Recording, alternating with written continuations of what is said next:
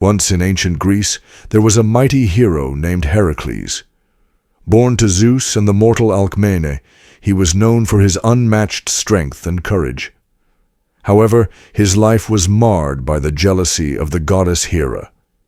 In her fury, she cursed Heracles, causing him to commit a terrible sin. To atone for his actions, the Oracle of Delphi decreed that he must serve King Eurystheus of Tiryns and complete 12 impossible labors. Eurystheus, filled with anger and resentment, addressed Heracles, "You, Heracles, have angered the gods. To redeem yourself, you will complete 12 tasks. Each one will be more difficult than the last. Succeed, and you will find redemption. Fail, and you will suffer for eternity." Heracles, unwavering in his resolve, responded, "I accept your challenge, Eurystheus. I shall conquer any obstacle in my path." The first labor sent Heracles to slay the Nemean Lion, a beast whose skin was impervious to weapons.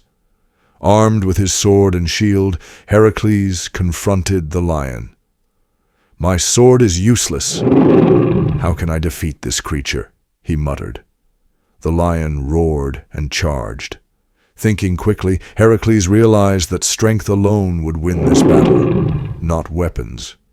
He wrestled the lion, using his incredible power to strangle it. He then skinned the beast with its own claws and wore the hide as armor. "The Nemean Lion is defeated. One labor complete," he declared. The second labor was to slay the Lernaean Hydra, a serpent-like monster with multiple heads, each of which grew back when severed. Armed with his sword, Heracles attacked, but quickly realized that brute force alone wouldn't suffice. "This beast cannot be defeated by strength alone," he thought. With the help of his companion Iolaus, who cauterized the stumps of the heads after each was cut off, Heracles managed to slay the Hydra. "It is done. The Hydra is no more," he said. Next, Heracles was tasked with capturing the Ceryneian hind, a golden antlered deer. This sacred creature was swift, and Heracles chased it for an entire year. "I must capture it without harming this sacred creature," he vowed. At long last, Heracles caught the hind and brought it to Eurystheus. The fourth labor was to capture the Erymanthian boar, a monstrous beast terrorizing the countryside. Heracles tracked the boar through deep snow, finally trapping it in the frozen landscape. "This beast is powerful, but I will not fail," he declared. He captured the boar and presented it to the king. The fifth labor sent Heracles to defeat the Stymphalian birds, terrifying creatures with metallic feathers that could pierce flesh. Realizing that brute strength wouldn't work, he used a rattle given to him by Athena to frighten the birds into the air. Then he shot them down with arrows. "The birds are no more," he said. Heracles' sixth task was to capture the Cretan bull, a wild and powerful creature. "It's strong, but I can overpower it," Heracles muttered. After a fierce struggle, he subdued the bull and brought it back to Eurystheus. The seventh labor took him to King Diomedes' stables, where he was to steal the man-eating horses. Heracles fed Diomedes to his own horses, taming them. He returned to the king with the steeds.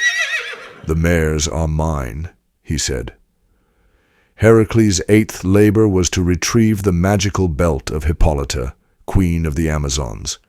Despite her initial refusal, the Amazons attacked, but Heracles fought bravely and returned with the belt. The ninth labor sent him to steal the cattle of Geryon, a monster with 3 bodies. After defeating Geryon and his herdsmen, Heracles drove the cattle back to Eurystheus. "These cattle will be mine," he proclaimed.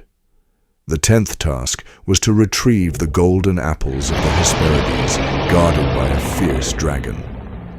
With the help of Atlas, who held up the heavens, Heracles took the apples and tricked Atlas into holding the weight of the sky again. "I have the apples," he said, victorious.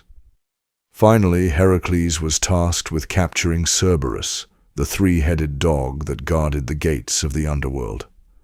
"I will bring Cerberus back, no matter the cost," he vowed. With great strength, he wrestled the beast into submission and brought it to Eurystheus. The king was in awe. "You have completed all 12 labors, Heracles. You are the greatest hero to ever live," he said. Though his trials were over, Heracles' journey was not yet complete. His perseverance and courage earned him immortality. Elevated to godhood, his name would live on for all time. His story was one of suffering, triumph, and redemption, and he became a symbol of enduring strength and bravery. The end. Thanks for watching. Be sure to like, comment, share, and subscribe. Be there when the next journey begins.